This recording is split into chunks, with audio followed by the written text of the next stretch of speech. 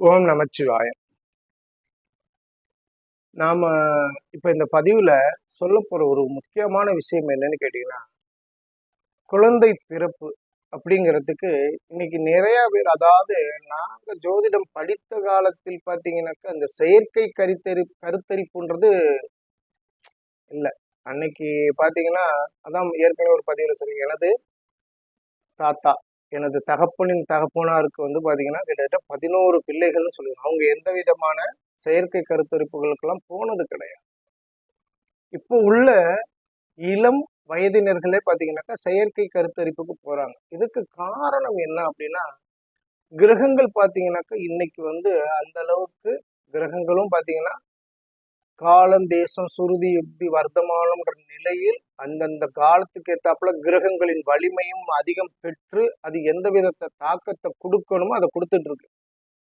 அப்போ உங்களுக்கு குழந்தை பிறப்புங்கிறது இல்லையா அப்படின்னாக்க, குழந்தை பிறப்பு இன்னைக்கு அதுக்குதான் பாத்தீங்கன்னா விஞ்ஞான வளர்ச்சியில் செயற்கை கருத்தரிப்பு, அதாவது ஏதோ ஐவிஎஃப்னு சொல்றாங்க, அது இருக்கு அப்படின்றாங்க.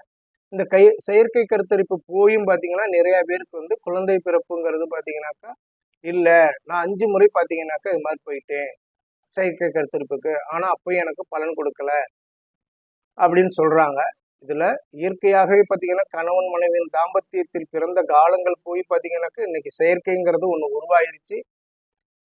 இதுக்கு இந்த செயற்கை கருத்தரிப்பு போறதா இருந்தாலும் அதுலயே நாங்க பாத்தீங்கன்னாக்கா ஒரு வெற்றி பெறணும், அதுலயே எங்களுக்கு ஒரு தீர்வு நல்லதா கிடைக்கணும் போது அதுக்கும் பாத்தீங்கன்னா கிரகங்கள் பாத்தீங்கன்னா உங்களுக்கு வலிமை பொருந்தியதாக இருக்கக்கூடிய காலங்கள்னு ஒண்ணு இருக்கு.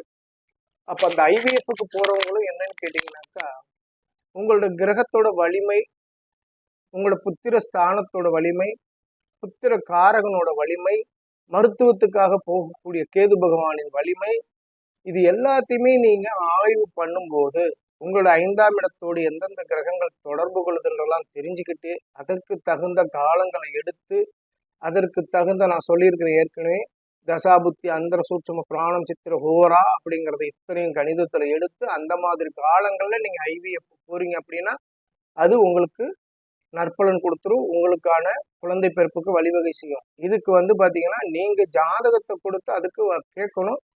அவங்க அதை தசாபுத்தி அந்தர சூட்சம பிராண சித்திர ஹோரா கணக்கு நீங்க கேட்கக்கூடிய தேதிகள்ல எந்த நேரத்துல எப்படி இருக்கும், எத்தனை நாளையில அதை செய்ய முடியும்ன்றத அவங்க கணிதம் மட்டும் தான் சொல்ல முடியும். அதனால அதுக்கு உங்களோட ஜாதகத்தை எடுத்து போய் பலன் கேட்டுக்கோங்க. ஓம் நமச்சிவாய, ஓம் நமச்சிவாய, ஓம் நமச்சிவாய. வாழ்க வளமுடன். இதோட விளக்கம் என்னோட யூடியூப் சேனல்ல போடுறேன், அதை போய் பார்த்து தெரிஞ்சுக்கோங்க. வாழ்க வளமுடன். நமச்சிவாய.